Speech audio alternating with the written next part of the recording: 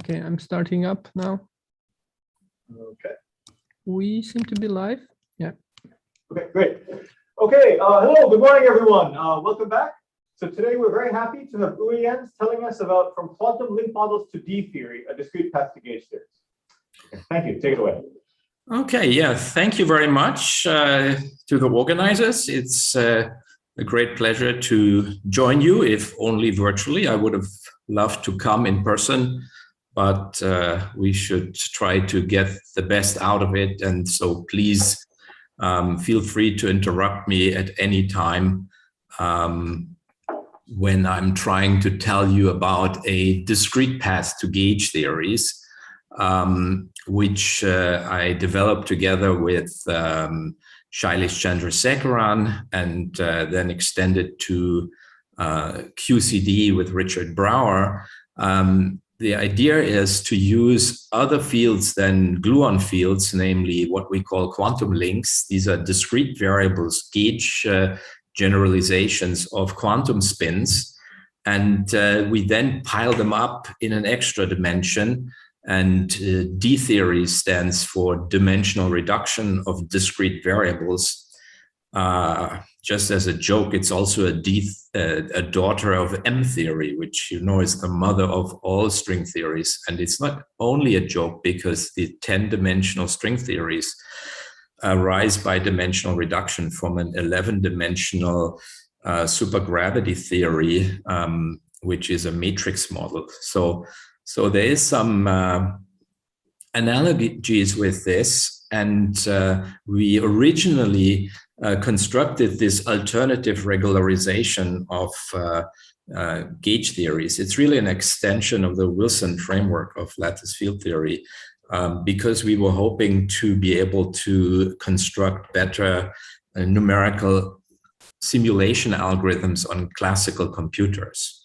But that didn't really work out very well. And then the whole thing lay dormant for 10 years or so until I attended a talk about quantum simulators. And then I realized that this formulation is very well suited for quantum simulation experiments. And this is because the local link Hilbert space in this discrete approach is finite dimensional, whereas it is infinite dimensional in the Wilson theory.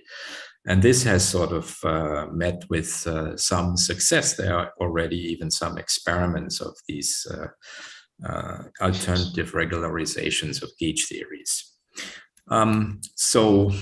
This is the outline of my talk, and it may be quite scary because it seems very long. And I can assure you that I will try to stick to Vicky Weisskopf's motto, about which I learned a long time ago at MIT from John Nagley. And the motto is, it is better to uncover a little than to cover a lot. But then let me add that in 2 hours, one can uncover more than in one. So I will not speak for 2 hours. I will probably make a break. There's no predetermined plan to cover all these many different things. So instead of walking through this, I'll just start right away.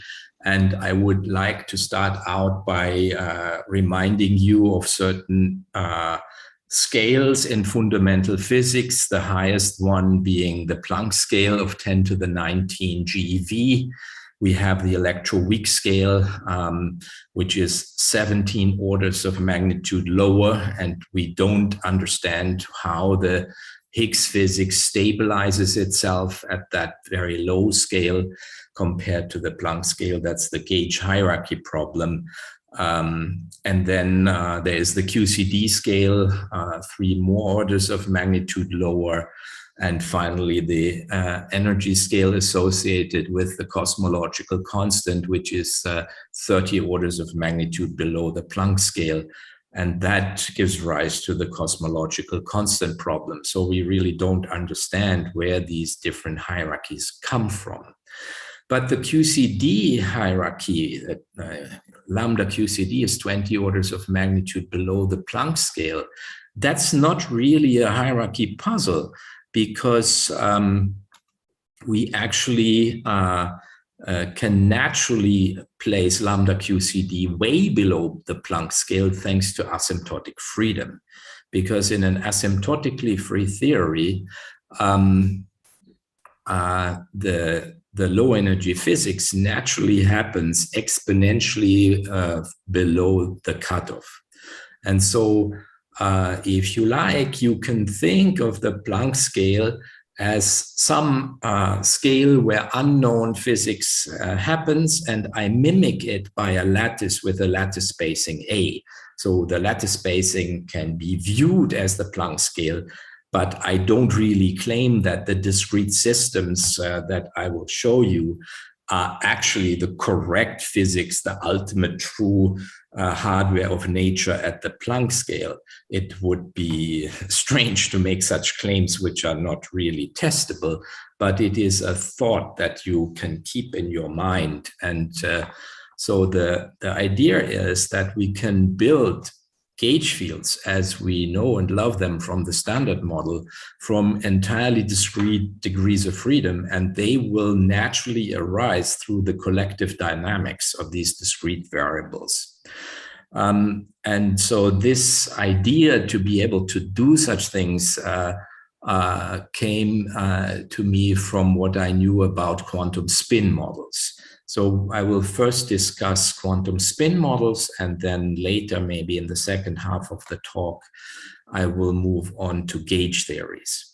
So here you see a two-dimensional spatial lattice with quantum spins, which can be up or down. They are quantum spins 1/2. This is the spin 1/2 quantum Heisenberg model. And these are not Ising spins, although you can only look at one component at a time. They are really quantum spins and obey the standard commutation relation.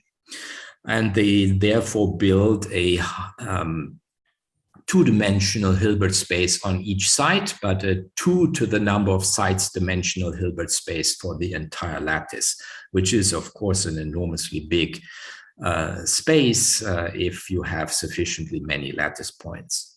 And then you endow these spins with the simplest possible nearest neighbor Hamiltonian. You let the quantum spin vectors at neighboring sites x and y talk to each other by their scalar product. And then you can put a coupling constant and exchange coupling J, which I take here as positive, so that the spins would like to point in anti-parallel directions, but they just can't because there's quantum fluctuations. But the system has a continuous SU2 rotational symmetry, which is generated by the total spin. If you sum up all these spins, the total spin commutes with the Hamiltonian, and that's just because the Hamiltonian is rotation invariant in the spin space. And then we would like to understand the statistical mechanics of this system. We would like to understand how it behaves at some given temperature. And it was then figured out by numerical simulations that this system undergoes spontaneous symmetry breaking at strictly 0 temperature.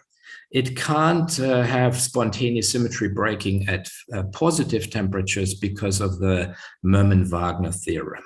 And that will play an important role when we take such a discrete system from 2 plus 1 dimensions and dimensionally reduce it down to 2 dimensions. But this is not yet what I would like to discuss. I would actually like to show you a numerical simulation of this system. So I'll stop sharing this screen and I'll now start sharing that screen here. Now you should see a lot of red and black bars. They are an animation of my very first PhD student, Bernard Beard, who wrote a wonderful PhD thesis for simulating discrete quantum systems in continuous Euclidean time. So here you see the Euclidean time dimension, whose extent is the inverse temperature. And then here in this spatial direction, you see, in this case, 128 quantum spins. And if the spin is red, it means spin up, and black means spin down. And I've started the system in the almost in the classical nil state, which is not the true quantum ground state. So here we are, just for illustration purposes, we show a one-dimensional spin chain. We do the actual calculations in arbitrarily high dimensions. It's a method that was developed by Bernard, who very unfortunately passed away already a couple of years ago.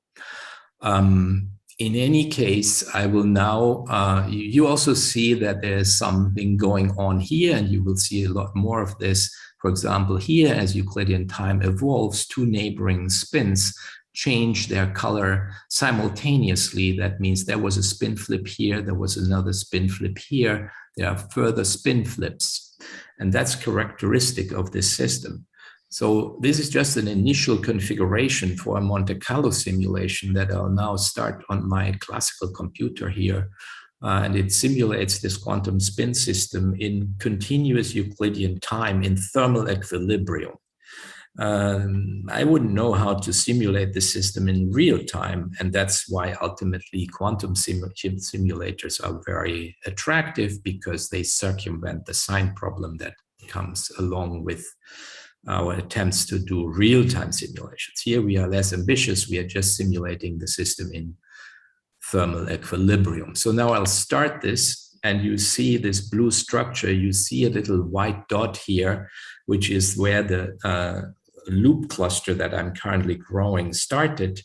The blue is just a line that will eventually close, and that is about to happen, I guess, fairly soon. And then all the spins that were touched by this blue structure have already changed their color from up to down. And we already have the next cluster going. It's a very efficient numerical method, and you see that in almost no time, the system randomizes itself and represents better and better not really the ground state, but the thermal ensemble of states of this quantum spin system at, in this case, a temperature that is 50 times lower than the natural energy unit J, this exchange coupling. So this is a very efficient way of simulating a discrete quantum system. I'm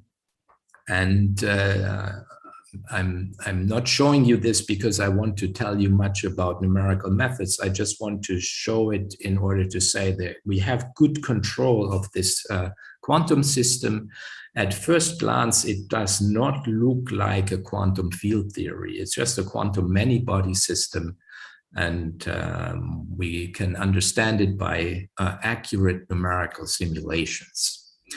Okay, I'll now stop sharing this unless there are questions about this method. Then I will stop sharing this and return to the... I have a quick question. So what is the algorithm doing? It's flipping spins along the way until it closes somehow? Yes, it is a so-called loop cluster algorithm where neighboring spins are connected either in the spatial or in the temporal direction according to a simple probabilistic rule which guarantees detailed balance. And then this loop grows and is guaranteed to close. And once it closes, you can flip all the spins on the loop without any metropolis except reject step. So it is a very efficient cluster algorithm, similar to the Swenson-Wang cluster algorithm for the classical Ising model, but it is more sophisticated because it operates with quantum spins, and in this case, in the continuum of the Euclidean time dimension. And I guess the reason you use that is because the spin chain is critical, and you need something more efficient than just... Yes, if you would try to, I mean, there was a very long time ago, there were people at Caltech who had built a special purpose analog computer for this problem. And when we came up with our simulations here, they had autocorrelation times of 100,000s of local Monte Carlo sweeps. And so this is much, much more efficient. It was developed by Hans-Gerd Everts and Michael Marku and a person by the name of Lana. They developed it for the 6 and 8 vertex models, and then we used it and applied it to quantum spin systems. And can I ask a question? You're keeping track of a continuous amount of information for each spin, right? It's not an Ising spin, but you're plotting only the projection onto some axis, or?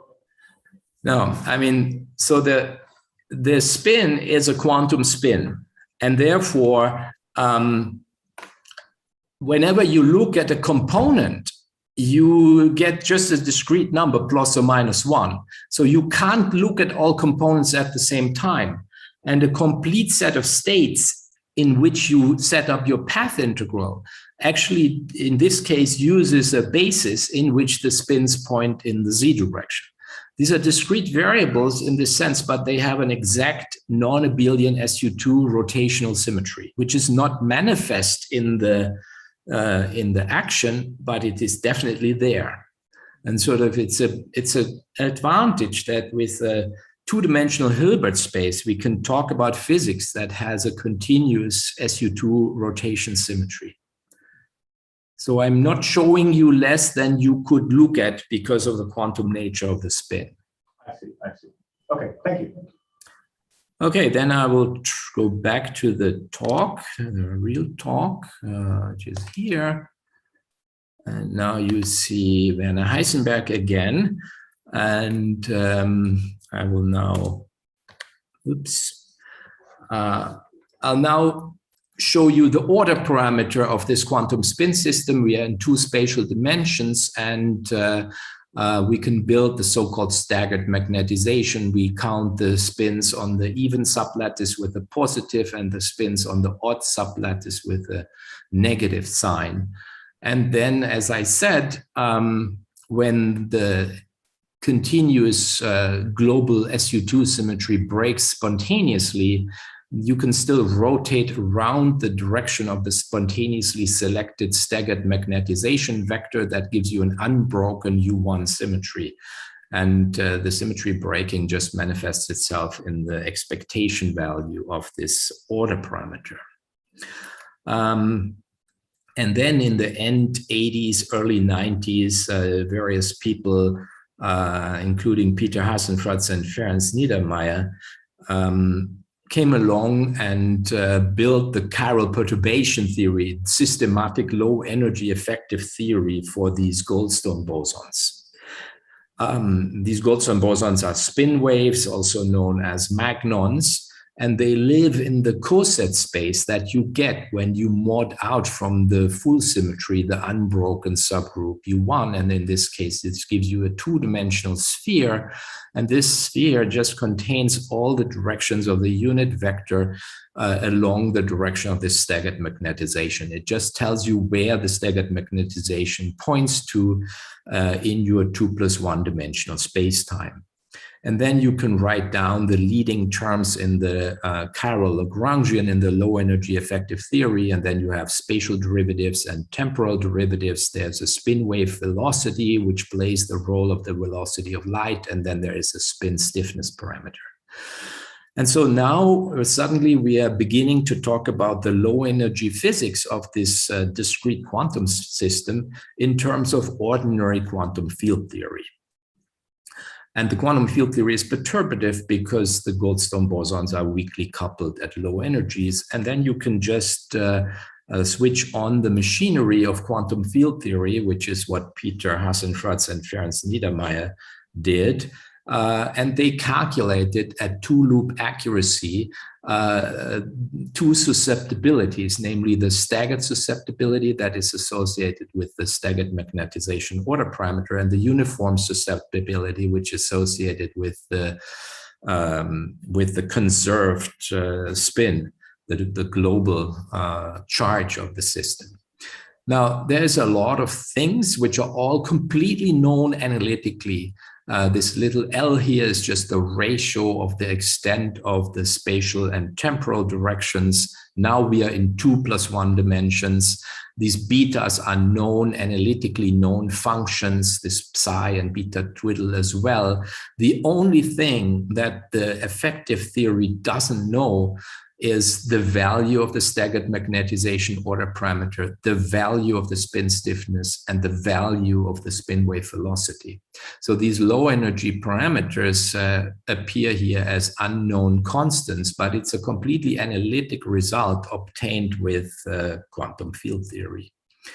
And so now we did high precision numerical simulations together with Höpping in 1994, and then we came back to the problem when Hans-Gert Everts and Anders Sandvik had done calculations, and we finally all agreed that we can do extremely high precision determinations of these other unknown low energy constants. That's because of the numerical tool that we have.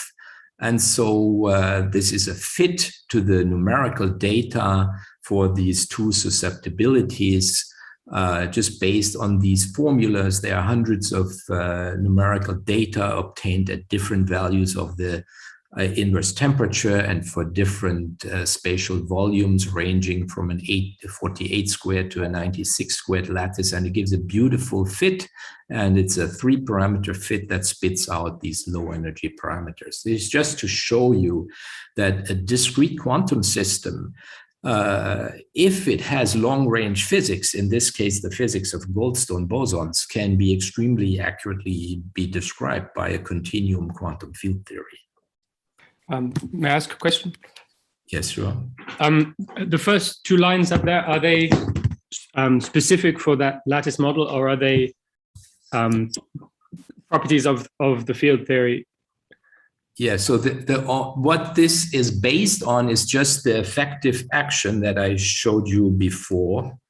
If you take this action, in which rho s and c are unspecified parameters, and you just do analytic work in perturbation theory, then you can derive these expressions for the two susceptibilities. And this is exactly what Peter and Ferencz did. I see. Thank you. And these formulas apply to any system in 2+1 dimensions, which has a spontaneously broken SU2 symmetry that breaks to U1. And I should add, has no expectation value of the order parameter. A ferromagnet would have a different effective action. Okay, so far so good.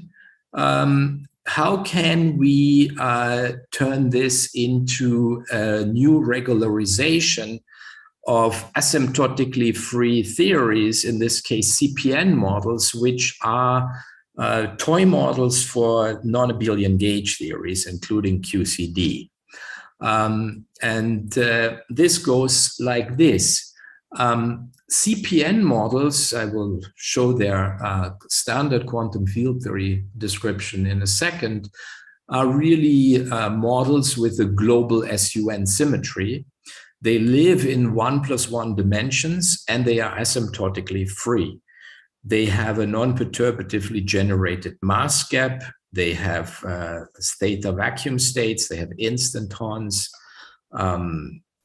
So they share many features with QCD in 4 dimensions. And they are sort of the prototype for this D theory, this alternative regularization, because we will not write down some kind of classical fields and stick them into a path integral to arrive at that physics. We will work from the start with quantum spins. Now, since this model has not just an SU2, but an SUN symmetry, we'll start with SUN quantum spins.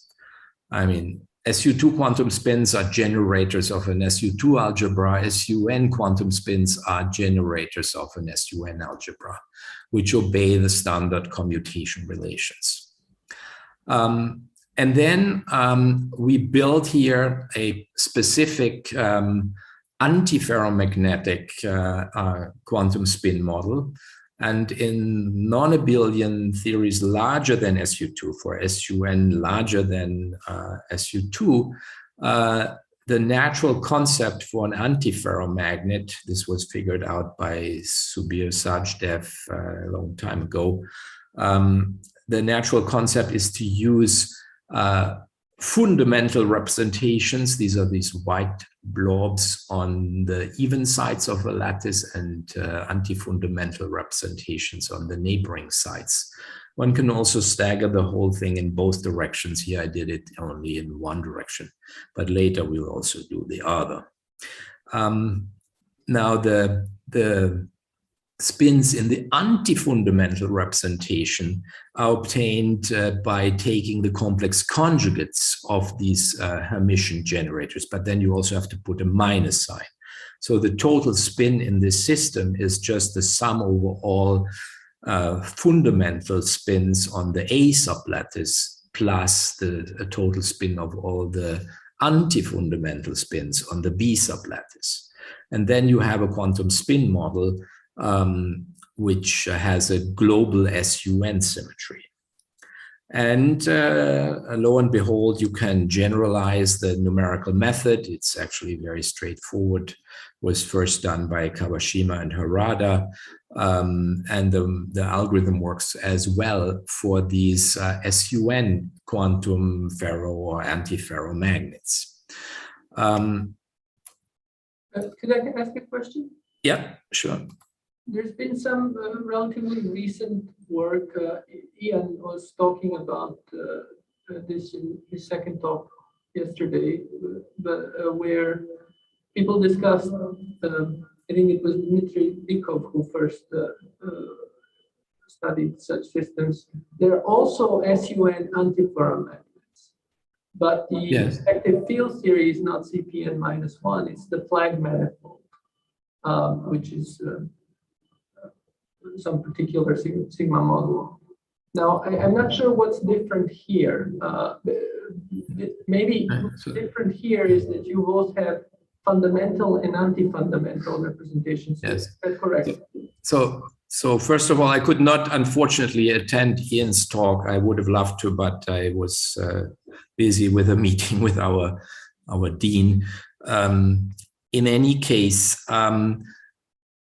you can break the SUN symmetry in these quantum spin models in different ways. You can break it to SUN to UN -1, which is what I'm doing here, or you can break it to different U1 factors. And the way you break it is determined by the choice of the representation for the quantum spins. And here I'm choosing the fundamental representation, which has a single box of Young tableau, or the anti-fundamental representation, which has a single missing block of Young tableau in a column. And that singles out one index, which gives rise to a U1, and the rest of the N-1 indices, they give rise to an SUN -1. But if you want to break SUN in other ways, you should just work with other representations of the quantum spins. One more follow-up question. There is no translational symmetry here, right? There's only two lattice translations. Is that correct? Well, superficially, yes, but if you translate by one lattice spacing and then make a charge conjugation, in other words, you replace fundamental and anti-fundamental, then you have a symmetry. It's not a pure translation, but it contains a charge conjugation twist.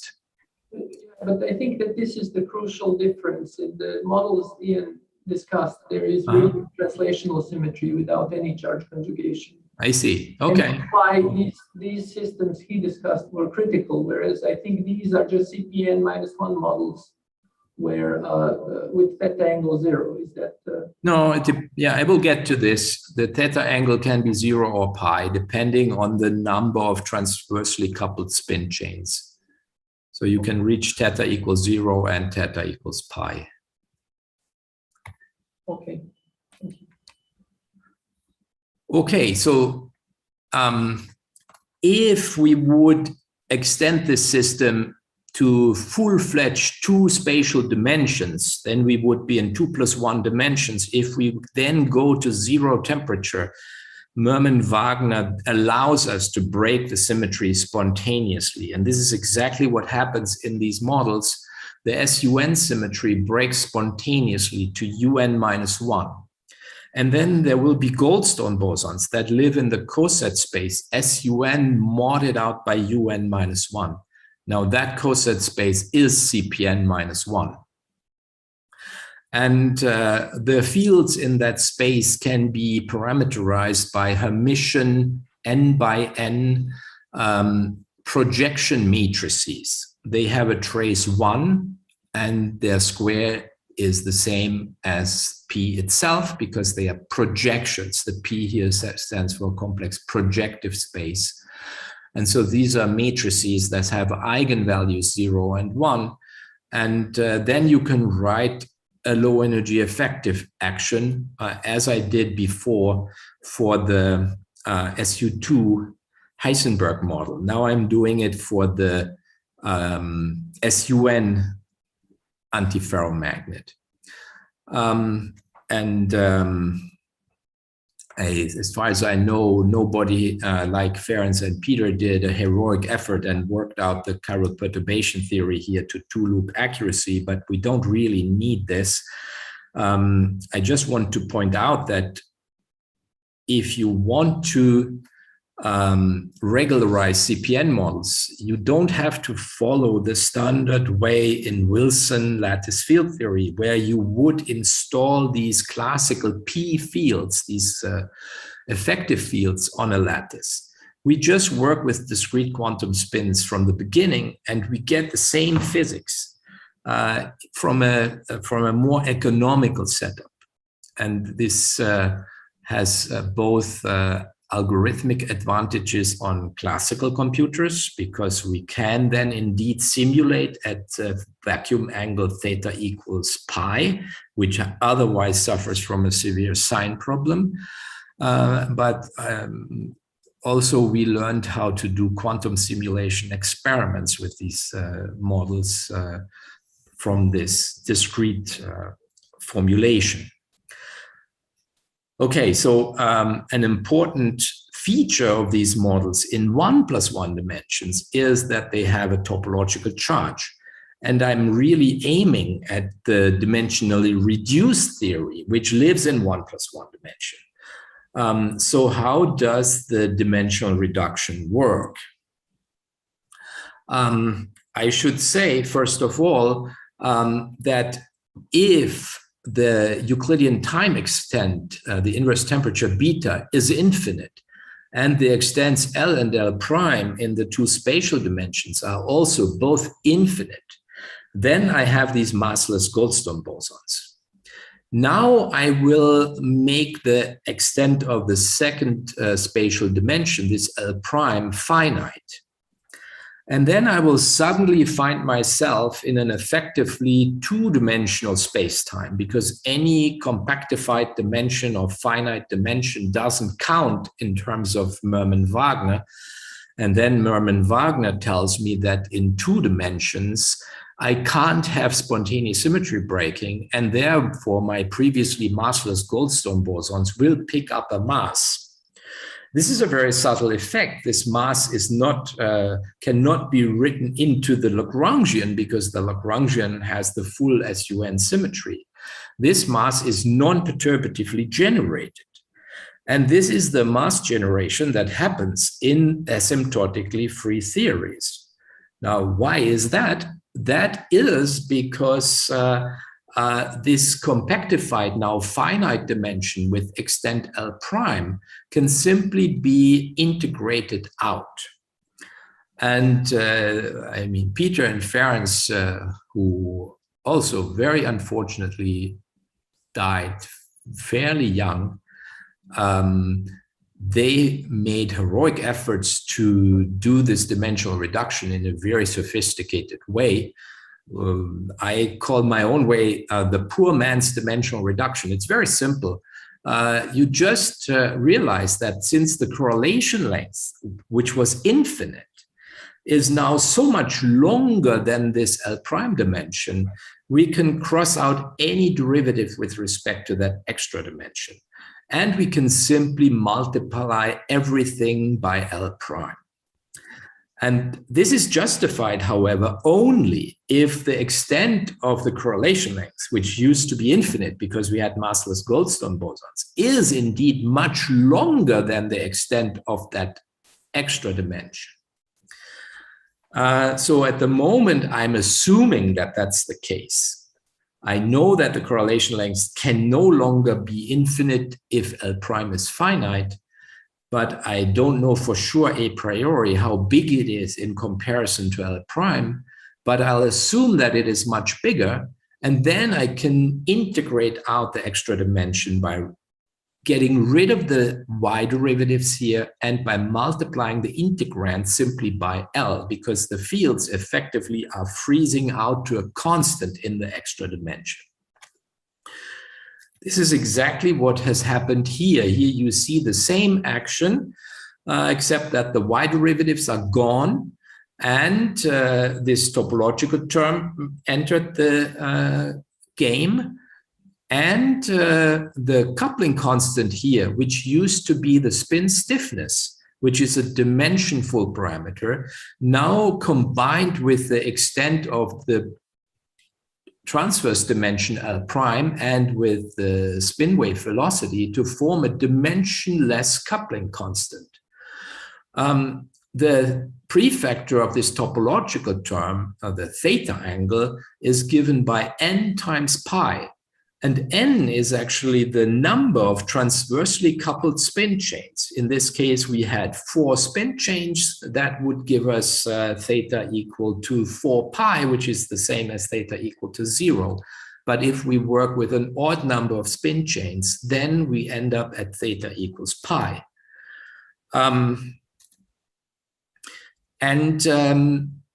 We can then ask, first of all, we can then say, yes, this is the action that we were aiming at.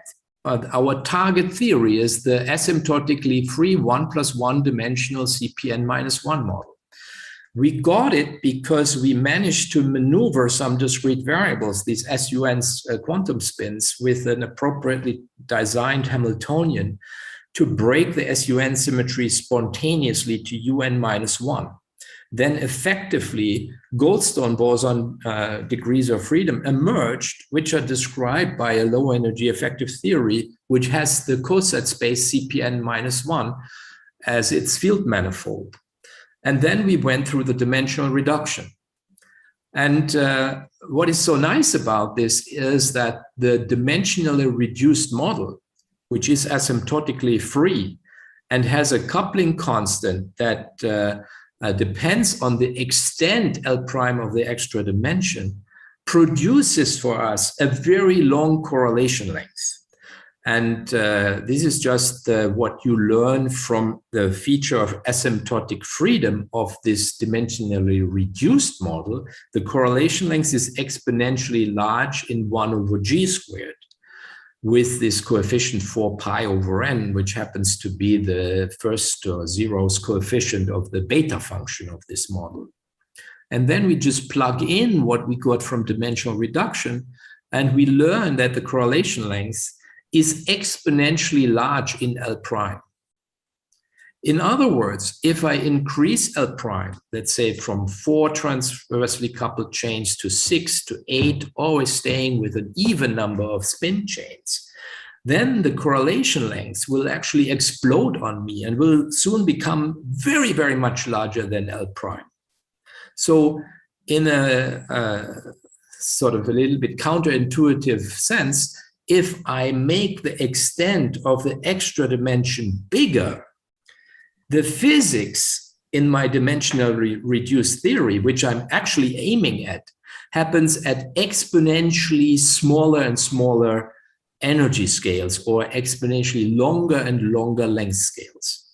And this is really how this system gets away from its, in quotes, Planck scale, the lattice spacing of this microscopic system where some discrete quantum spins have been installed.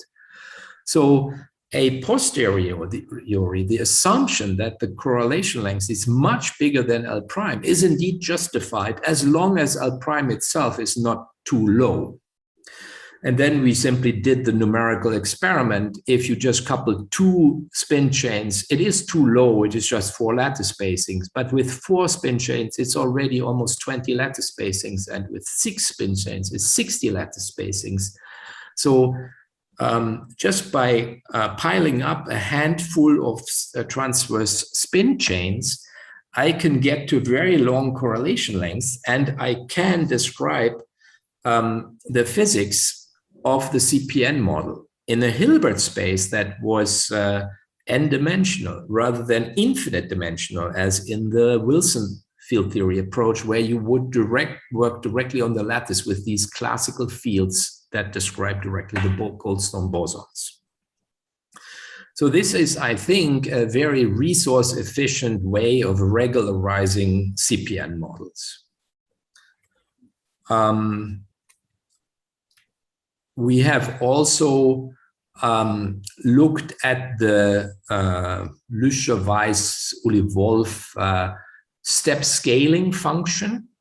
This is sort of a universal feature of field theory.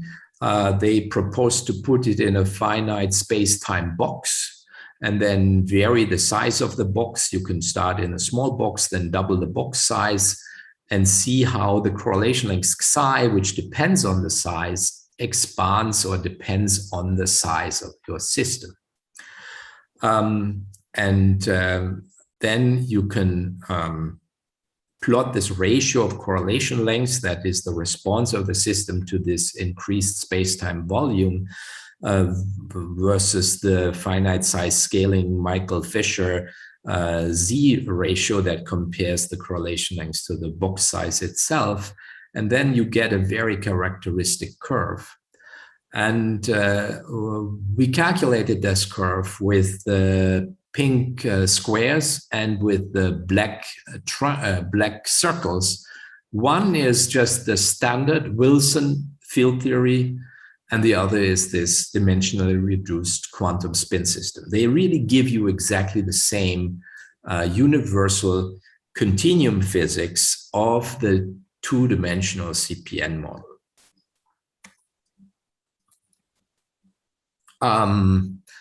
Since we have very efficient algorithms, in this case, we can even calculate the phase diagram at chemical potential. These CPN models, in this case CP2, have n-1, or actually, have n, wait a second. So the CPN-1 model has an SUN symmetry, and SUN has rank n-1. So a CP2 model has two chemical potentials, and they are coupling to the non-abelian conserved SU3 charge of the model. There is a mu3 chemical potential and a mu8 chemical potential, and an interesting phase diagram, which in the middle just has the vacuum state, because mass generation happens, and if your chemical potential does not overcome the mass of the bosons that exist in this theory after dimensional reduction, then you remain in the vacuum. But once your chemical potential becomes sufficiently large, you produce these particles. Now, the particles are really representations of the SU3 symmetry. And so in this case, these would-be Goldstone bosons, which have now picked up a mass, they form an octet of SU3. And if you switch on a chemical potential, you favor those bosons that have a large value of the isospin, if you may want to call it like this. And that means you favor in this case one type of bosons, and that boson will Bose condense. So this is a single species Bose-Einstein condensation. If you decide to switch on a chemical potential in the lambda 8 direction, then you equally favor this boson or that boson, and both of them both condense. Then you get a double species Bose-Einstein condensate, and it happens to be ferromagnetic in the sense of isospin, an isoferromagnet, double species Bose-Einstein condensate, which is an interesting kind of condensed matter physics feature of this toy model for QCD. We would love to do this for QCD, which is why we are highly motivated to generalize this construction to non-abelian gauge theories.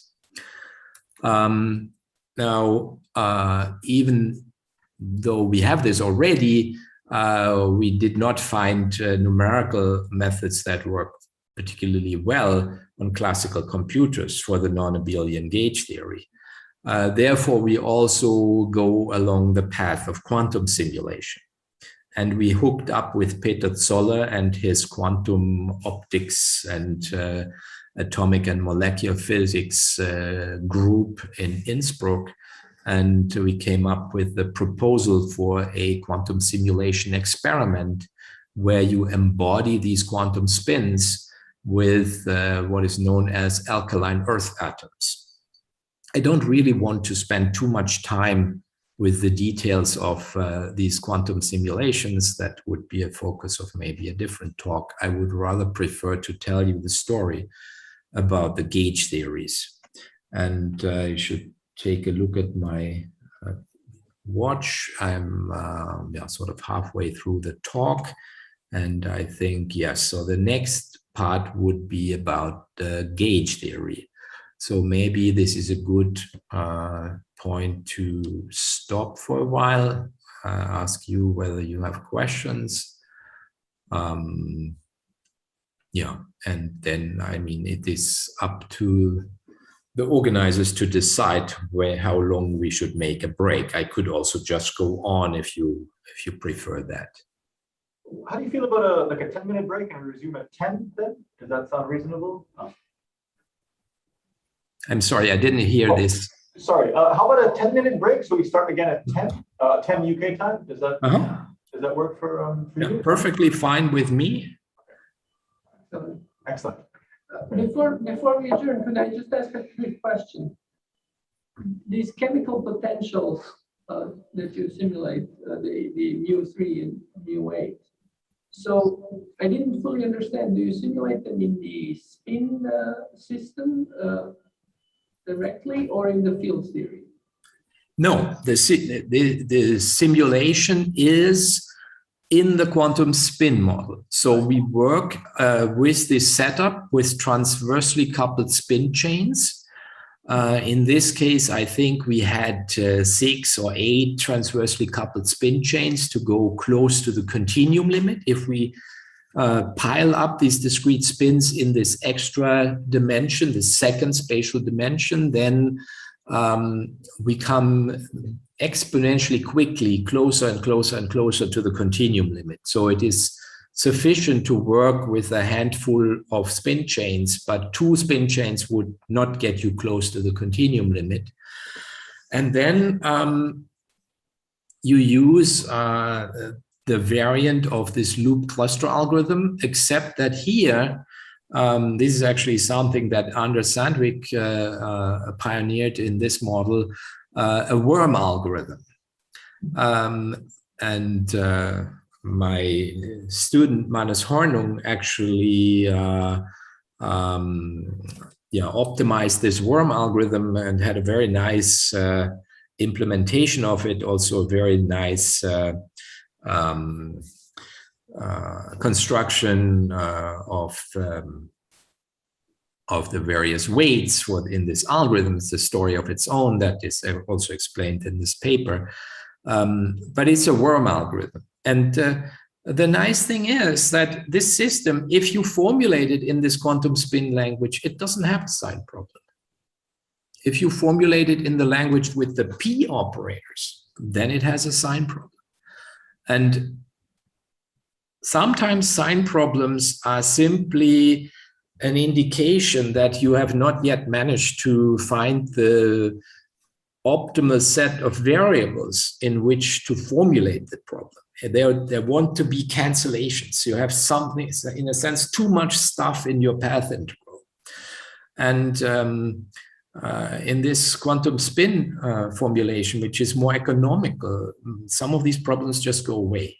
The ones associated with real time, they don't go away, but the ones associated with chemical potential go away, and the ones associated with non-zero theta also go away, except that we don't know how to do anything else than theta equals 0 or theta equals pi. Thank you. Thanks. So I'd say we reconvene at 10 a.m., so in 7 minutes or so. Okay. All right.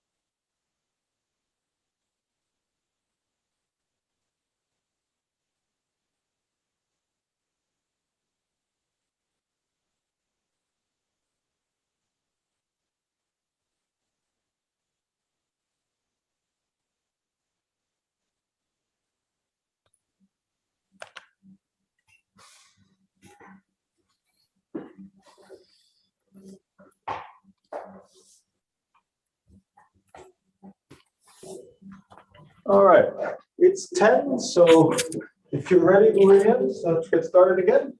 Yeah, I'm ready. Thanks. So I will share the screen again. I should go here.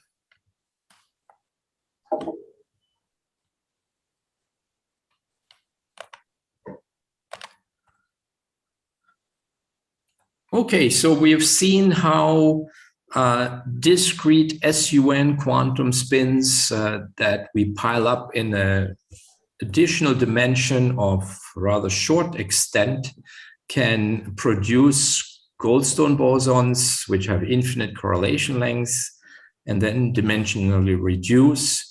And thanks to asymptotic freedom of the lower dimensional target theory, we will then get the physics of 1 + 1 dimensional CPN models, which have dynamical generation of a mass gap. And they are sort of naturally far away from this lattice Planck scale because they would be Goldstone bosons in one more dimension. So without any fine-tuning, I didn't fine-tune anything. I just added one more or two more spin chains to my extra dimension, and that's how I increased the correlation length. And this works just because in the higher dimension, the theory would be a free theory of massless Goldstone bosons. Now, in the next part of the talk, I would like to try to make gluons in the same way. Gluons would be an effective field theory description of some discrete dynamics that happens in a higher dimension. And the discrete degrees of freedom that I'm piling up should be a gauge covariant. I call them quantum links. They are gauge covariant generalizations of quantum spins. And in 5 dimensions, non-abelian gauge theories are no longer asymptotically free. They are just free. Gluons then can exist in a Coulomb phase. And the low energy effective theory of Coulombic phase of gluons is just the Yang-Mills section, but in 5 dimensions. Then if you compactify the 5th dimension, these gluons suddenly realize that, oops, we are now living in 4D. We better confine ourselves inside glue balls. And that's exactly what will happen. Just as Mermin-Wagner forbid these Goldstone bosons to remain massless once we made the extra dimension of finite extent, the confinement hypothesis will tell the gluons that they now better make glue balls. Okay, so that's the idea, and it works. So first of all, as a motivation for the quantum simulation experiments that we have been proposing in collaboration with the Peter Zoller group now almost 10 years ago, some are more recently proposed, and there's a lot of other people who are contributing to this field that is just exploding as it seems right now. So here I'm showing you an artist's view of a heavy ion collision, and it's a very, very complicated real-time evolution, and it would probably be stupid to try to do the whole evolution from QCD first principles, but certain parts of it would certainly be good to understand on a more fundamental level, and that's what the ultimate goal of this quantum simulation idea is, that maybe you can build a special purpose quantum computer which is able to simulate gauge theories and can help us understand such real-time dynamics, which is impossible to solve on a classical computer. Or alternatively, the question about the QCD phase diagram: what is inside the core of a neutron star? Is it color, flavor locked, color superconductivity, and so on? This is the kind of goals that we pursue in this alternative approach, this discrete path to gauge theories.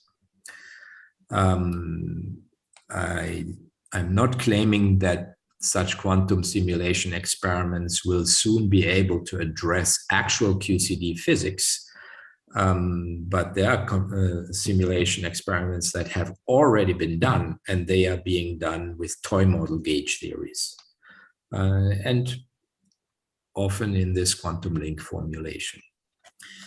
Okay, so here is Richard Feynman, who had a vision already in 1982 when he wrote a very influential paper that is cited in all the quantum simulation and quantum computation works usually. And he said, it does seem to be true that all the various field theories have the same kind of behavior and can be simulated in every way, apparently, with little lattice works of spins and other things.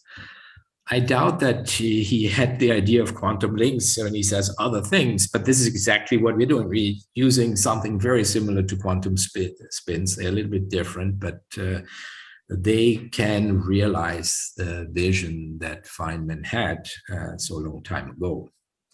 And I really regret that I did not pay more attention at such kind of things, because I was not only alive, but I was already studying physics at that time. So it took me a fairly long time to realize that there's something very, very interesting going on in the quantum optics and AMO community.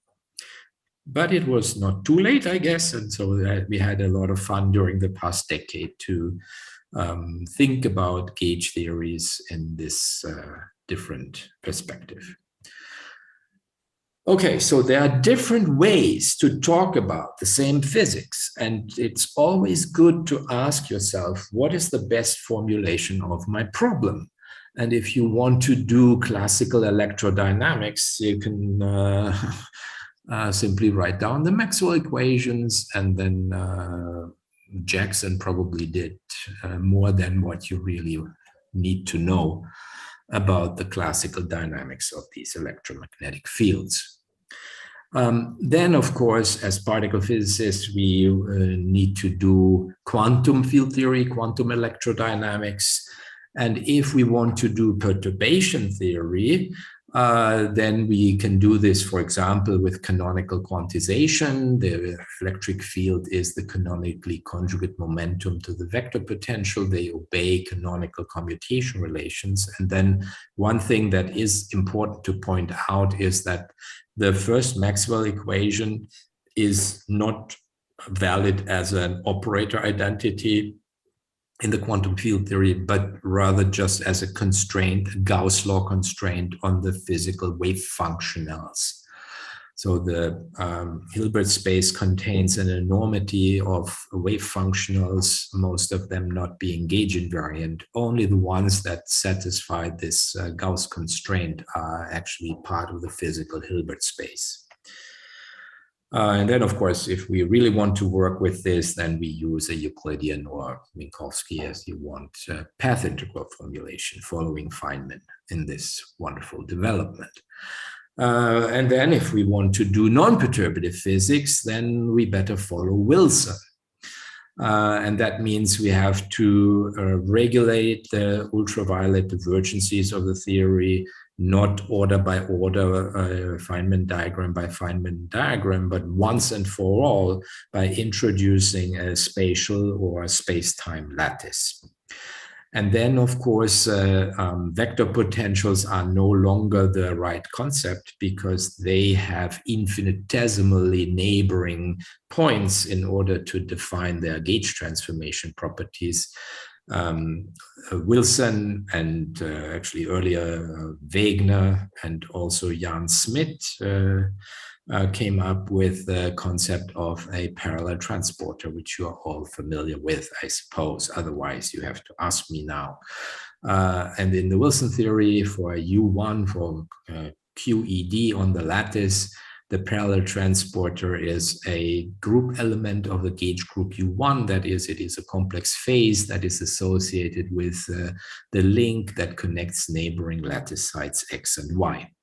And if we actually want to formulate this in the Hamiltonian formulation following Kogut and Susskind, we will simply construct an electric field operator that is located on that link, and it is the canonically conjugate to the parallel transporter, except that this parallel transporter is compactified. Therefore, this angle phi is an angle, and therefore the electric flux is really the conjugate angular momentum of this variable. And then there's a certain commutation relation, which just follows directly from the original one in canonical quantization, except that now the U is a compact parallel transporter. Again, there's a lattice variant of Gauss's law, which singles out the gauge invariant wave functionals. Now, all this is wonderful and works extremely well, has had a lot of successes in lattice QCD, but it has limitations. We don't know how to solve the sign problem in QCD at finite density or in real-time QCD. And therefore, if we aim at maybe quantum simulation experiments, it is good to think again about alternative formulations of the theory, and that is exactly what leads us to quantum link models. So I would like to explain this idea first in the simplest case of U1. And then the observation is that we don't need to follow Wilson all the way and say that the parallel transporter is just a number. It is an operator that lives on a link together with the operator E, and they satisfy certain commutation relations. And we can satisfy these commutation relations in other ways. We can say this U operator still resides on a link connecting nearest neighbor sites X and Y, but now it's a quantum spin. It's a raising operator of a quantum spin. It could be a quantum spin 1/2. It could be a quantum spin 10,000, if you like. If you make the spin very large and even, integer valued, then you will actually eventually come back to the Wilson formulation. But that's not what we want. We want to work with discrete quantum spins because they have a finite dimensional Hilbert space. And that's more economical than the infinite dimensional Hilbert space that goes along with this continuously varying link angle phi. So if we replace these things by quantum spins, which are raising and lowering operators, which correspond to U and U dagger, the third component of that quantum spin represents the electric field, then the commutation relations between these variables are exactly the same as in the Wilson theory, with one exception. In the Wilson theory, the link variables are just complex numbers. Certainly a complex number commutes with its complex conjugate. Not so the quantum links. A U and a U dagger, they don't commute. They have a commutator which spits out the electric field. And then you can say, is this allowed? And the answer is yes, for the following reason. It will not give you exactly the same theory as the Wilson formulation. Otherwise, it would not be so interesting. It will give you in the continuum limit, under the right circumstances, when you can do this dimensional reduction, the same continuum limit. And that's a non-trivial sequence of steps that I will try to explain. If you work with half-integers quantum spins, you're not guaranteed to get the same theory. Actually, you will get something else, which is also interesting, which means that we are extending the framework of the Wilson lattice gauge theory. We can just do more, but we can recover even the Wilson theory itself by using very large values of the quantum spin, or we can get we can get the same continuum limits in a different way by relying on universality, or we can get new stuff. Okay. Question, Uwe. Yeah. So the Wilson theory, I think, has a one-form center symmetry if you don't have any matter. Is that correct? Yes, so here the gauge group is abelian, so it coincides with its center. And yes, there you can make a center transformation on the links. Right. And the quantum link model has the same. It has the same. It also has a U1. Yes. It has it has the same symmetries. Okay. Not only the gauge symmetry, but also the center symmetry, charge conjugation, and the space-time symmetries of the lattice. Okay. So that is very important. If I would violate some symmetries, then I would definitely go, or almost certainly go, in the wrong direction. So it's amazing that you can represent this information with such a smaller Hilbert space. I guess this is the point, but it seems fantastic. Yes, so I'm not saying that if you choose the smallest Hilbert space 1/2, I will show you what you get. Then you don't get QED, you get its interesting other theory, but if you would use spin 1, you would get QED. But even spin 1/2 has the one-form center symmetry. Yes, all of them have the center symmetry. So let me remind you of the Wilson theory in the Hamiltonian formulation. Then you have a link, you have the parallel transporter residing there and its conjugate, I should say, angular momentum, which is actually the electric flux or field. And then you have the various commutation relations, and U and U dagger simply commute because they are numbers. And then you have this Gauss law generator. There's actually, I have a picture for that on one of the next slides. They're just the links that flow in and out of a lattice point. The associated electric fluxes in this theory, which has no matter, should add up to 0, and then it will commute with the Hamiltonian. And the Hamiltonian is simply the sum over all links of the E² terms, plus the sum over all plaquettes of the B² terms, which are the parallel transport around a lattice, a spatial lattice plaquette. And it is then straightforward to show that these gauge generators, which are made out of the E's, commute with this Hamiltonian, which contains E's and U's. So you simply commute the E's in G with the E's and U's in H. That's all you need to do to show that this theory has a local gauge symmetry. There's a gauge generator for each point in space. And so that's why it is a gauge symmetry, gauge theory. And you will never have to commute a U with a U. In the Wilson theory, it would definitely commute no matter what, but the gauge generator doesn't even contain any of these U's. So this is how the whole thing works for the Wilson theory.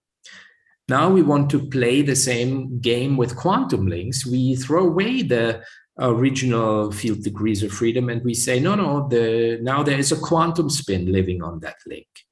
The third component is E, and the other components give us the parallel transporter, the quantum link.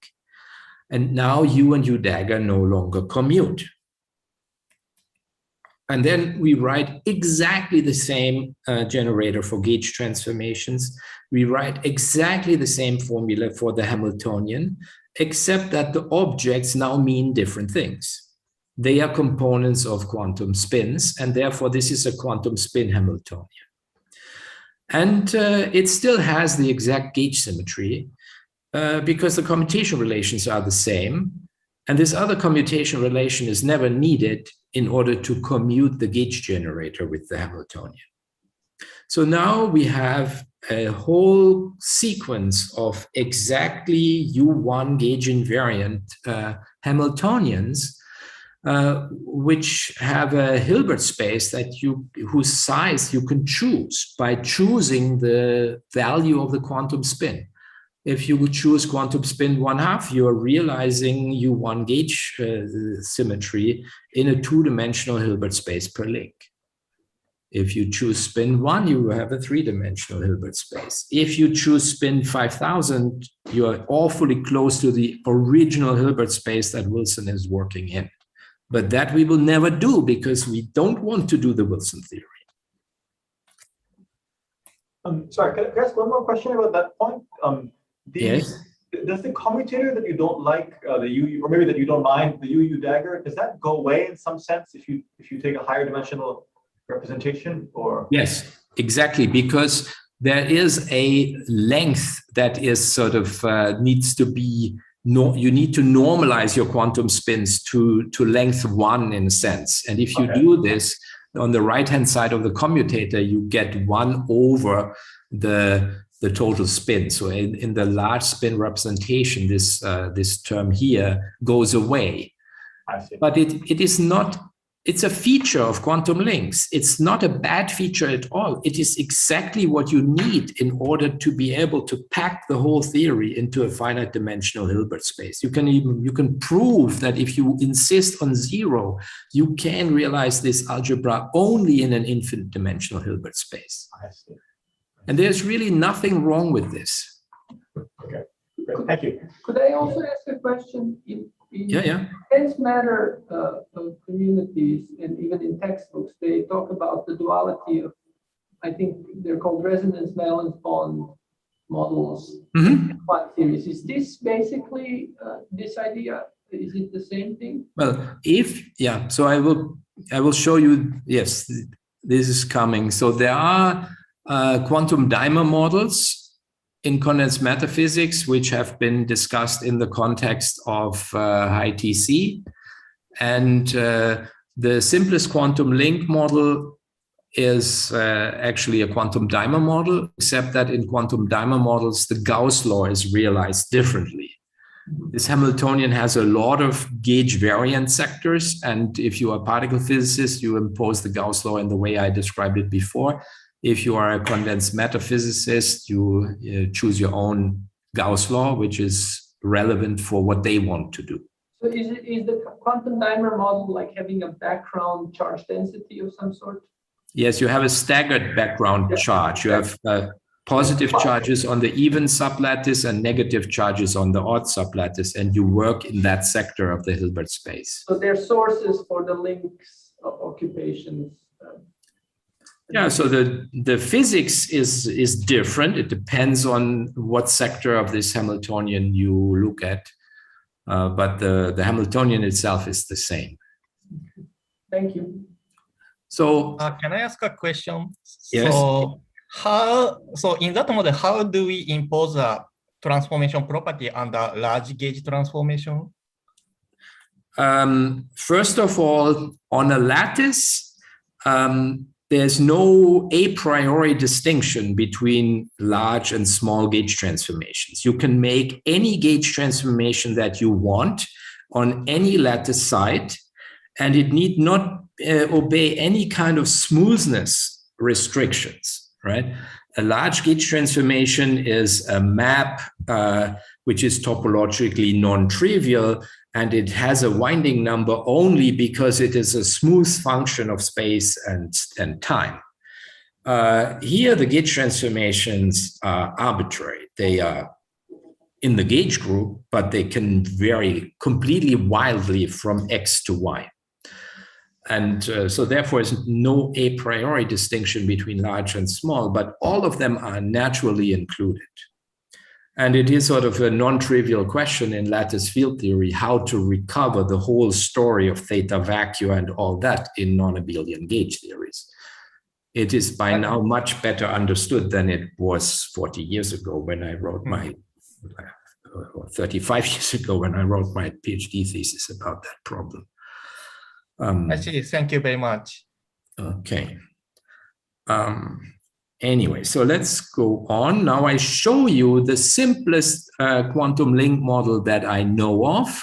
And it is a model with quantum spins 1/2. I am not saying that this will miraculously be the same as QED. It is a different gauge theory, but it's interesting to look at its features. it is installed on a triangular 2D spatial lattice. It evolves in Euclidean time. And now the plaquette is just a triangle. And the Gauss law is what you get when 6 links merge together at a lattice point. And I should say that David Horn was first to write down such a model, I think on a square lattice. Then Peter Orland and Daniel Rohrlich rediscovered these models, and it took Shailesh and myself another almost 10 years to rediscovering them again. So what we did was just say, look, we can do particle physics with these models. But at the moment, I'm not doing particle physics. I'm just playing games with quantum spins that reside on a link and have an exact gauge symmetry. Now, this David Horn paper had, had 10 citations before we wrote our paper. Then it got maybe 5 more citations because we wrote 5 papers. But now this paper has a lot of citations because everybody in the quantum simulation community is now citing David Horn. And I told David Horn this by email. He has turned into a biophysicist by now, and he didn't seem to care much, but he is the real pioneer of this whole field in 1981. And it took me until 2010 to realize that this is really useful for quantum simulation. Okay, so here we have a very simple gauge theory on a triangular lattice. It has an interesting phase diagram. We also add this term, which in the condensed matter community is known as a Rorschach-Kivelson term. It makes the phase diagram more interesting because if you vary this parameter, you can go from one confined phase to another confined phase. Here is temperature. If you heat that system up, you get deconfinement. I will not really want to go too much into the details, but I show you a few results. This model is a gauge theory in 2+1 dimensions. It can be dualized exactly, and then you get a height model, which is easier to simulate. This is what we did. And then you have 2 order parameters associated with the A and B dual sublattice. And then, then you can plot out the order parameter distributions. How often do you see an order parameter MA with some value, MB with some other value, and you often see this here in these corners. So this is a certain pattern of symmetry breaking. And then there's a phase transition, and on the other side, the pattern changes. And in between, you generate this almost flat ring distribution. If this would be perfectly flat, you would have a massless Goldstone boson, which would actually be a dual massless photon. But in 2+1D, as Polyakov first realized, and as Göpfert and Mack proved rigorously, there's always confinement. So these guys can't deconfine and be in a Coulomb phase, although we are dealing with QED, but we are in 2+1 dimensions, so we shouldn't be too surprised about this. Anyways, sorry, could I just ask a question about the previous? Yeah. Yes. So, what are you changing in these plots below? We've changed the value of this parameter lambda that we introduced. We go from this green confined phase to the pink confined phase. We are at almost 0 temperature, and we cross a phase transition here. And this phase transition is extremely weakly first order. This is another puzzle that Slava doesn't seem to be here right now. Would be interesting to discuss with him. Anyways, so yeah, so we change this external parameter that we know from condensed matter dimer models. The fact it's weakly first order is the statement that crowd is almost flat on top. I didn't quite get the question. So it's weakly first order because, yeah, this is what the numeric says. And if it would be second order, this circle here would be perfectly flat. That means that if you heat up to a temperature that's slightly bigger than those dips, it'll act essentially like a Goldstone. Yeah, so the deconfinement phase transition temperature, I mean, this deconfinement phase transition might well be a second order phase transition. We didn't study this, but yeah. Thanks. I mean, it sounds to me like that point of the first order phase transition is where the leading monopole term vanishes and subleading are dictating. Is it? Yes, it is that story, but not quite. I mean, this resembles certain features of what Subir, Sajdev, and collaborators called deconfined quantum criticality. It looks like that at first glance, but it's really something else because they claim to have an honest-to-God second-order phase transition. Right. But I meant, so probably the leading monopole is cosine 4 phi because you have 4 vacua. Mm-hmm. That goes to 0, so you have cosine 8 pi or something like that. Yeah, that is true. Yes, this is true. And then it flips sign, so the vacua reshuffle. Mm-hmm. Mm-hmm. So that's what it looks like to me. Yeah, this is exactly true. Okay, it's interesting to look at the flux strings that connect external charges. Here you have a charge-anti-charge pair with charge 1 in one of the two confined phases, and the string actually splits into 2 strands, and these strands are actually interfaces that separate the 2 bulk phases. Then if you have charge 2, you have fractionalized strands.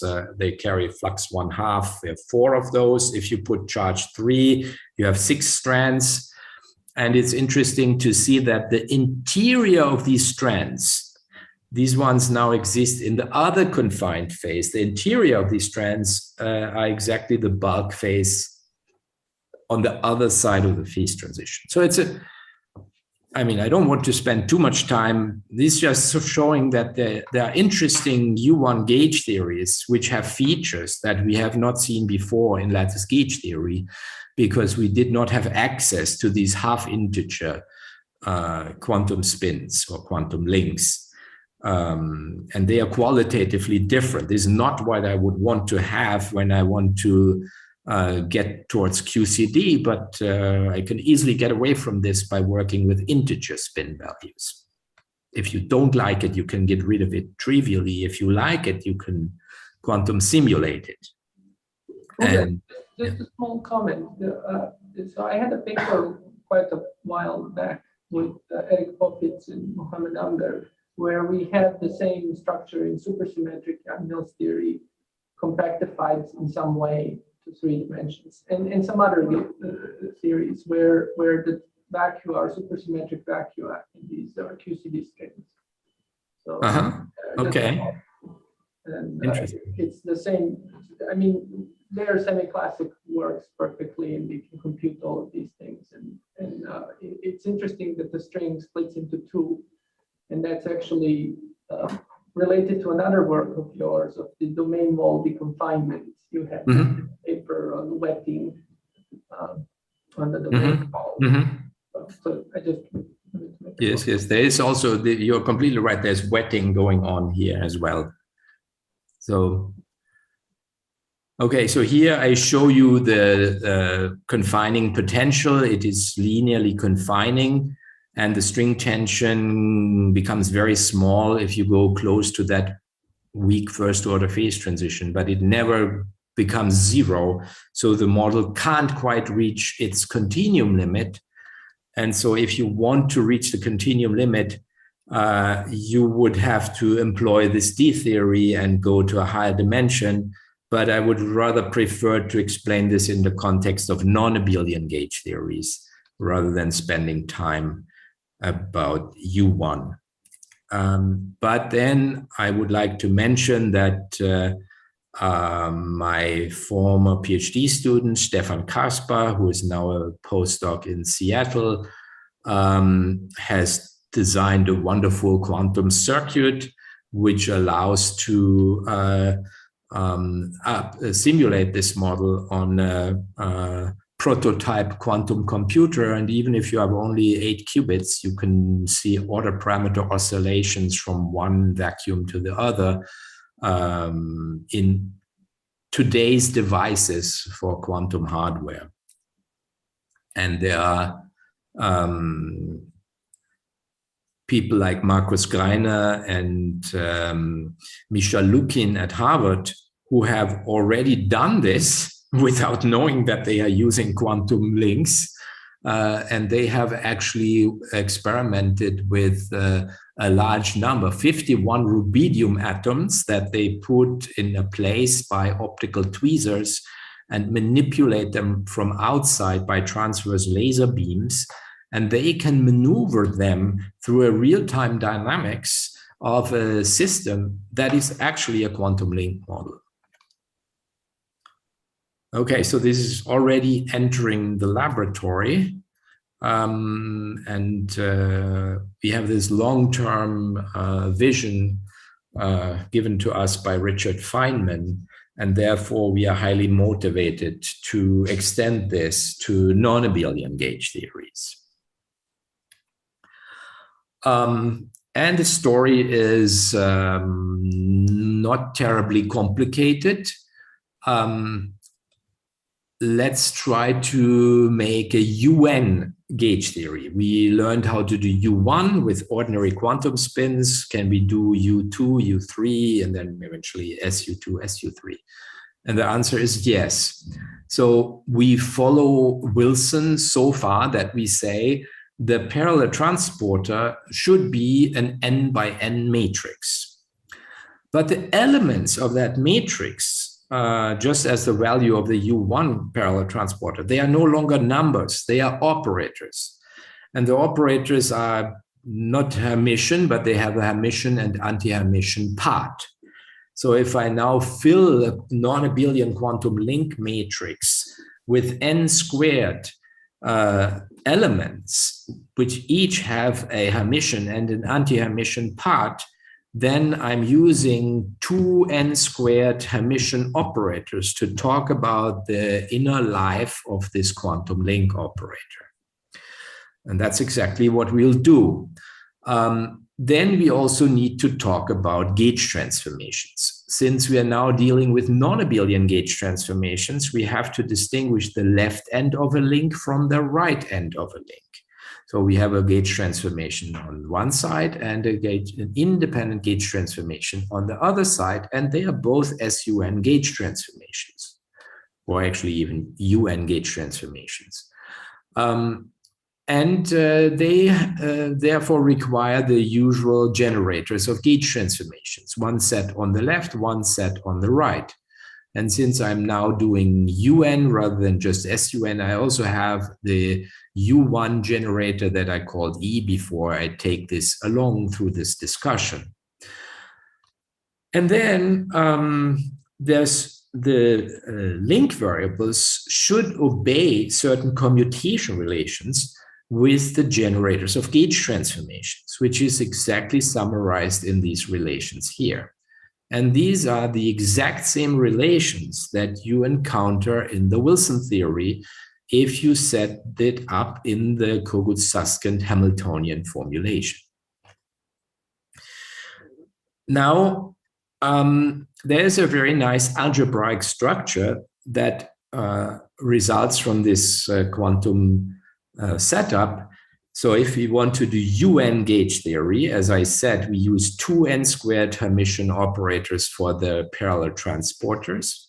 Then we need the left and right gauge transformations. Each of them have n squared minus 1 generators of SUN. We have 2 of these sets because we are doing gauge transformations on the left and on the right end of a link. And then we throw in this one additional U1 generator, which doesn't care about left or right. Therefore, there's only one of them. And if we add this up, we get a closed algebra of 4n squared minus 1 generators. And the algebra is arranged to close because we will define these U's in such a way that the elements U and U dagger, they will no longer commute, but it doesn't matter because the commutation relations never appear when we prove gauge invariance or anything else. So then we have 4n squared minus 1 generators, and one can convince oneself that they form an algebra SU2n. One can play the same game with SON and SPN. The counting of generators is very similar. And then you realize that you can embed these algebras. They are simply SO2n and SP2n algebras. This fits together with what I tried to explain before. There we had a U1 symmetry. It was embedded in an SU2 algebra because we were using SU2 quantum spins. That doesn't mean that we were using an SU2 symmetry. No, we had just a representation, SU2 representation to talk about the U1 physics, the U1 gauge theory. Now we are using elements of an SU2n algebra to do the physics of UN or SUN gauge theories. And we can do this in many different ways because SU2n has an enormously large number of representations, and each one of them gives you a non-abelian gauge theory. And so, therefore, we have a much larger playground than just in the Wilson theory. But if we choose a large representation, a specific large representation, we can recover the Wilson theory, but we don't have to. We could, for example, for SU2, we could say, okay, we can choose a 4-dimensional representation. And that's what we already did. So maybe I should pause for a second and ask you whether you have questions. This is sort of a crucial thing to understand. I have a question. I mean, you said this for abelian gauge theories as well, but I'm a little bit confused. You said that it depends on which representation, it may depend which gauge theory you flow to, but what could it possibly flow to? If you pick any representation and claim that this flows to some phase of an abelian gauge theory, there's not a lot of phases that you can. First of all, a priori, there is nothing that guarantees that these theories have a continuum limit. They are lattice gauge theories. If you don't do anything special, they may simply have correlation lengths, which are at the order of your lattice Planck scale, the lattice spacing, and they don't flow anywhere, right? I will, if time permits, show you how to naturally get QCD out of this, because you can arrange these quantum links such that they produce gluons for you. They come from a 5-dimensional Coulomb phase of non-abelian gauge theories. And then if you compactify the 5th direction, they flow to the fixed point of QCD. But I don't know what else they might want to do. It's a huge landscape of gauge theories, which, I mean, we are exploring them, but it's too much work for a single collaboration. But in the infrared, I would expect them all to be in roughly the same phase. Maybe I mean. No, there is no infrared in a sense. Generically, there is no infrared. Infrared means you have massless modes or very light modes. And that is not the case automatically, right? So should I go on? Yes, please. Okay, so then we picked the simplest case of SU2.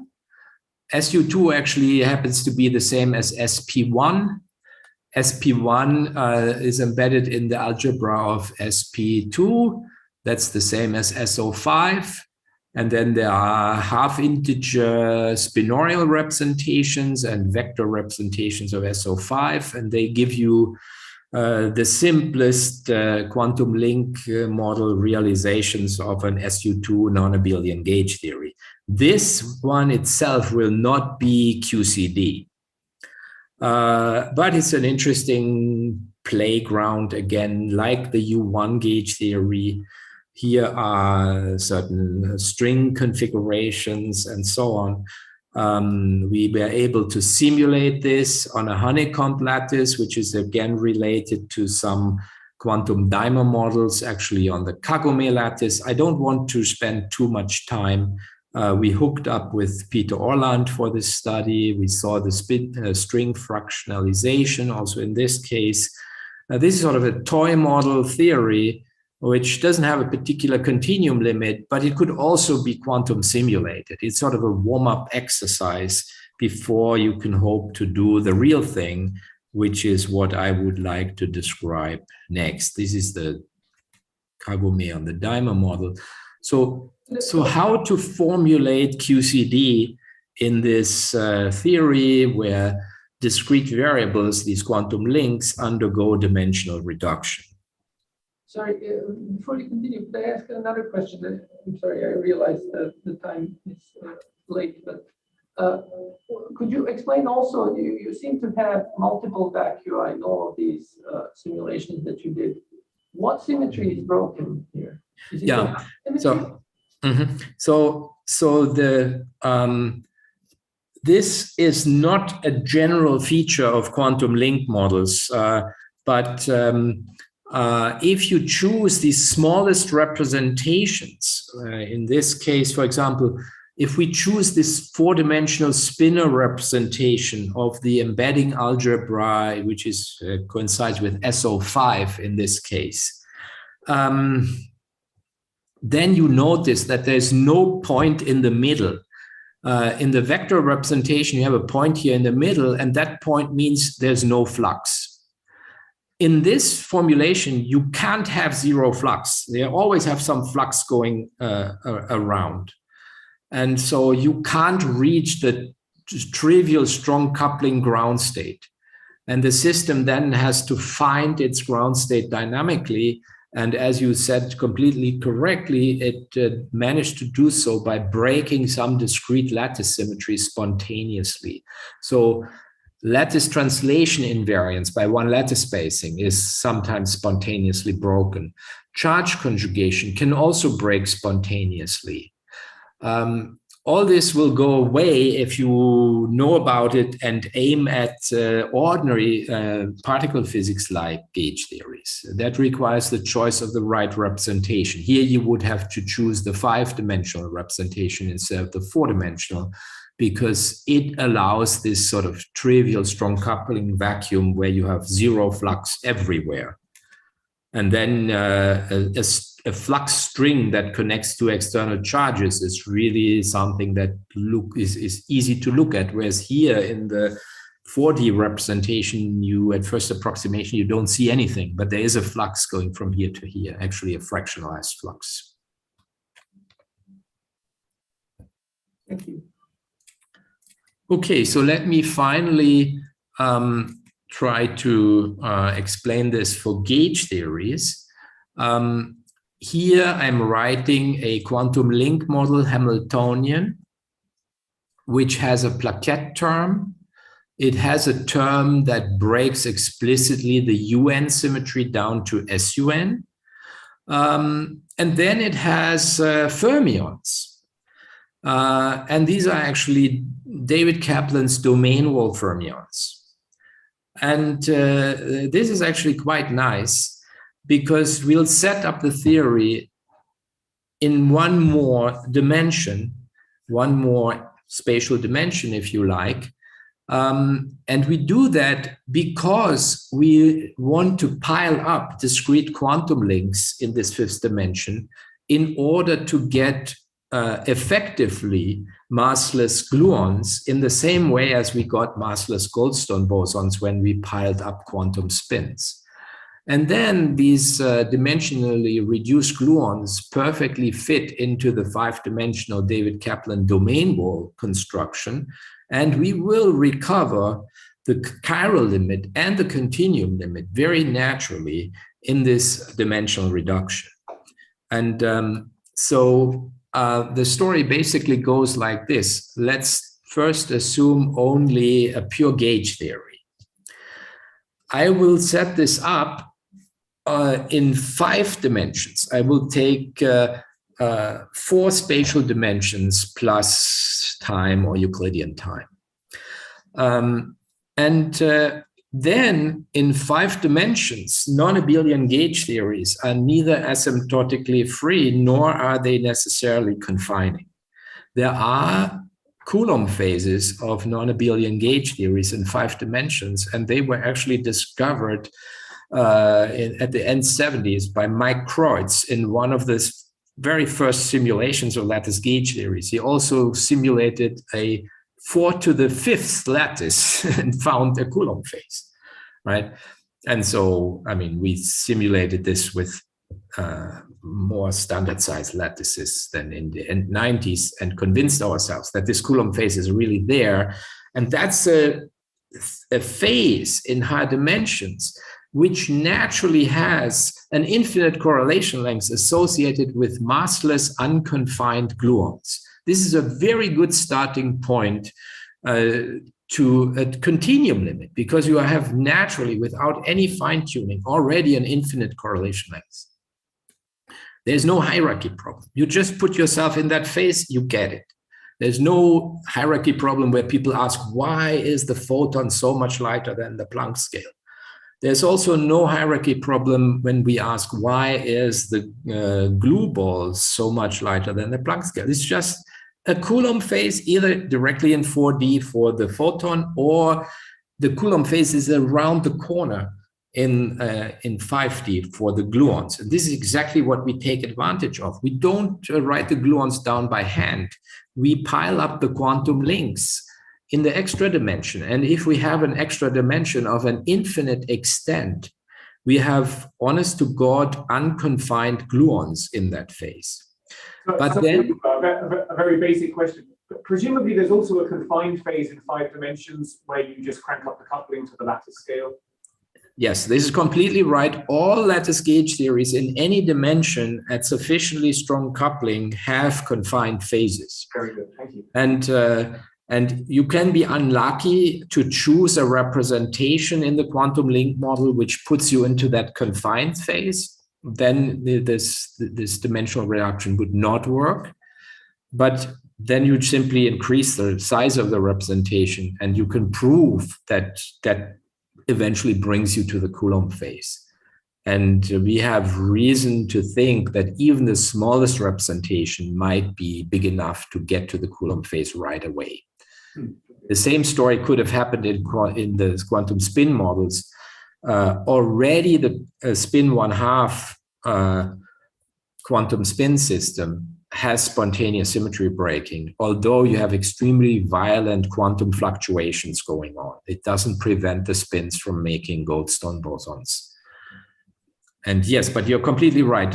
It could be that some of these models will end up in a 5D confined phase, which will simply not have any reason to give you a continuum limit. But if you're in a Coulomb phase, you are now, this is the starting point for the dimensional reduction, which will give you QCD.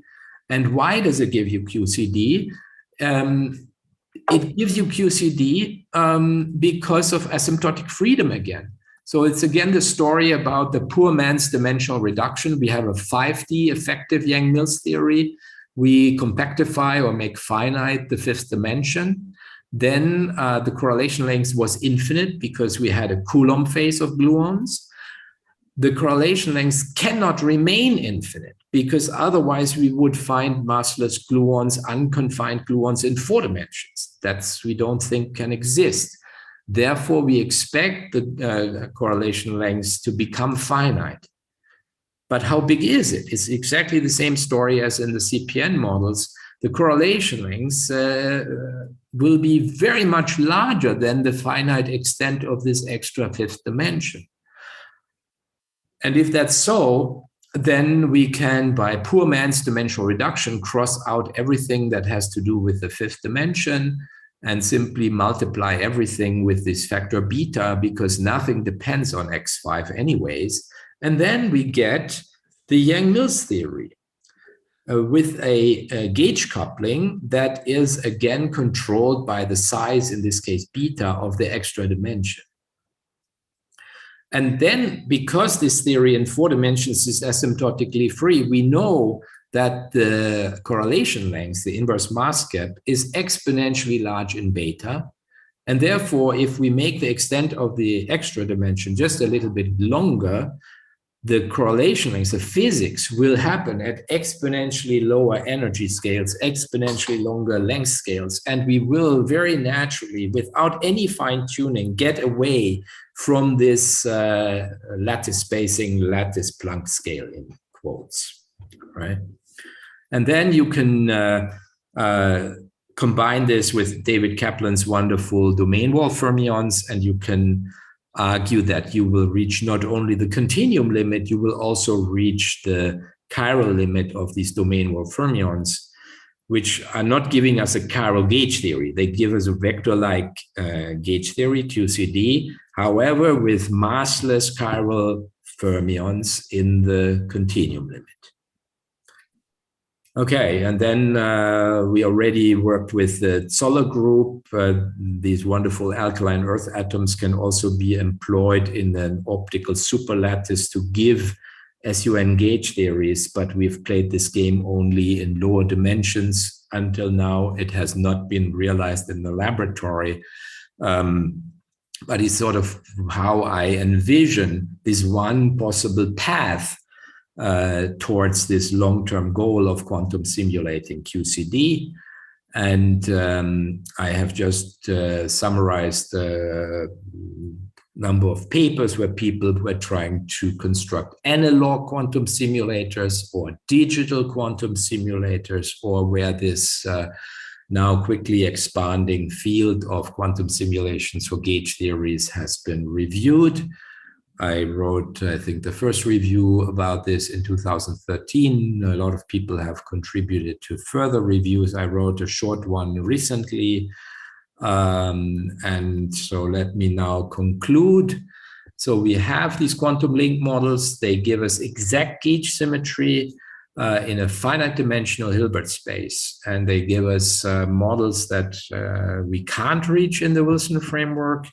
Some of them with exotic new features, and some of them just giving us a more direct access to the continuum limits that we were trying to take. Then quantum simulator constructions have already been proposed, new ones being made on an almost daily basis now. And there are certain effects, essentially real-time evolution, false vacuum decay, the kind of things that you can't simulate because of sign problems. They would become accessible with these quantum simulators. It has been done for CPN models and also for QCD. They can be reached in this D-theory way by the dimensional reduction of discrete variables. And then another mentioning of the word path that appears in the title of our wonderful meeting. The path towards quantum simulation of QCD will for sure be very long, but we can do a lot of kind of interesting stuff there. We don't have to do QCD tomorrow. We can explore all these many theories that the quantum link formulation gives us, and there's a lot of interesting physics, which I think just waits to be discovered. Okay, thank you very much for listening. Okay, thank you very much for a fantastic talk. Are there any questions? Can I ask a question?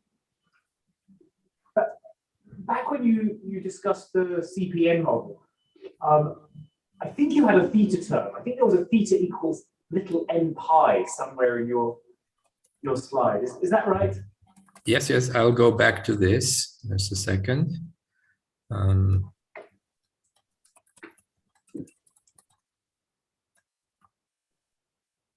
Yes, that's the one. That's the place. Yeah. And so is it true you can simulate CPN models with a theta term being 0 or a theta term being pi? Yes, we've done this. Actually, we did this in this paper. We simulated CP2 and CP3 models, both at theta equal to 0 and at theta equals pi. And we verified the fact that at theta equals pi, there is a first order phase transition in the continuum limit as a function of theta, where CP invariance, and that I guess is P invariance, is broken spontaneously. Can you do CP1 at theta equals pi? Yes. This can also be done. Then you have the Haldane phenomenon. This is if you simulate it's a bit, So if you take a spin 1/2 chain, then Haldane conjectured, and it is definitely true, otherwise he would not have gotten the Nobel Prize. He conjectured that you get a massless phase. And that massless phase is described by the Vesumino model. And that Vesumino model is a low energy effective theory, like chiral perturbation theory for QCD. It's a low energy effective theory of the two-dimensional O3 model, which is the CP1 model at theta equals pi. Now, that model can be reached if you take quantum spin ladders, if you add transversely coupled spin 1/2 chains, sufficiently many of them, let's say 5 or 7 would probably be taking you awfully close to the continuum limit. And then that will put yourself into the CP1 model at theta equals pi, close to the continuum limit. If you take a single spin 1/2 chain, that gives you the Vesumino model, but not the CP1 model, because that has higher energy physics, which is also continuum physics, which has to do with the fact that the CP1 model at theta equals pi is not a conformal field theory. It has a dynamically generated mass gap, although the particles that appear are massless. So I have 2 follow-up questions.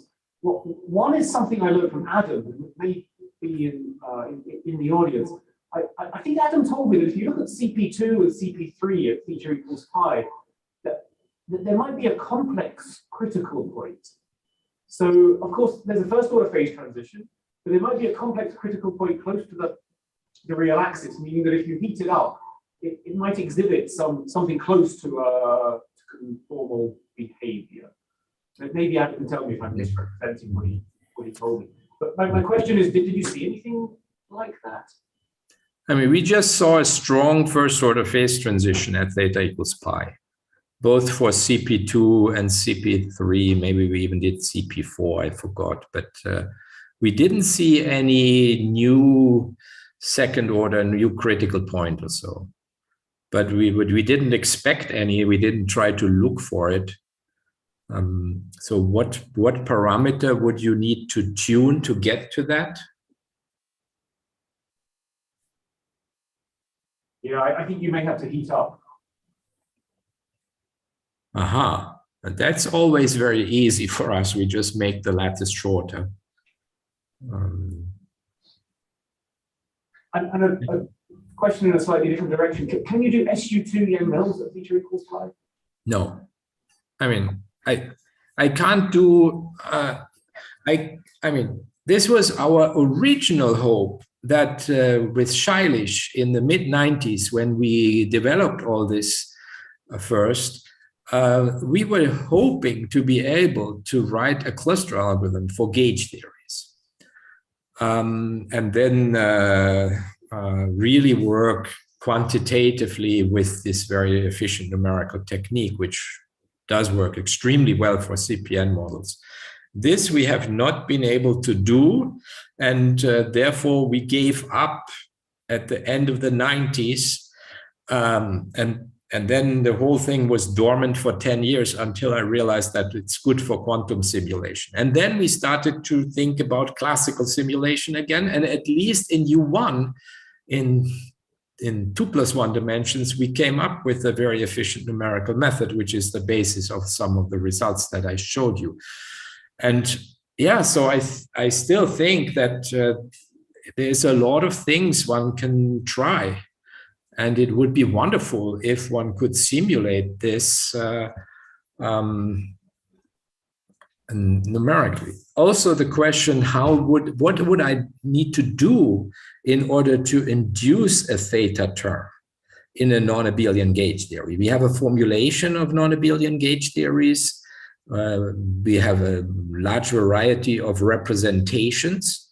If you choose a half-integer spin representation for the quantum spin systems, then you get the theta equals pi from Haldane. We speculated at the end of our paper that some representations would probably give you Yang-Mills theory at non-zero values of theta, but we couldn't make the connection and establish some kind of analog of the Haldane conjecture. This, I think, it's a little bit complicated because I did think about this to some extent. But I mean, I invite everybody to join in on this game, and it is no longer just a game being played by a handful of people working in one collaboration. In a sense, through this quantum hype, these models are now much more palatable than they were 25 years ago. And yes, I think there is a lot of potential. If, for example, look at the large N limit for these models. Maybe you can do things that were impossible before. And I've thought about all these things a little bit, but I mean, not that much. So I think it's also when Slava gave his talk, he had this tensor network renormalization. He was driven by the Ising model, but these are discrete variables here. You can do all the tensor network machinery, which is what people already do, but also these more formal things about proving the existence of a fixed point. This is maybe the right context to attempt this for non-abelian gauge theories, or abelian gauge theories, or whatever you want. Thank you. So in view of the time, I'm going to say that we thank Uwe Jens again for a fantastic talk. Thanks for... Of course, people are welcome to ask more questions. I'll just, before calling off the official part of this, and maybe closing the live stream, I'll say that we would like to meet again at 2:45 UK time to resume a brief discussion before the next talk, which will start at 3. So, okay, thank you, everyone. Here closes the official part. Okay, bye-bye. Thank you.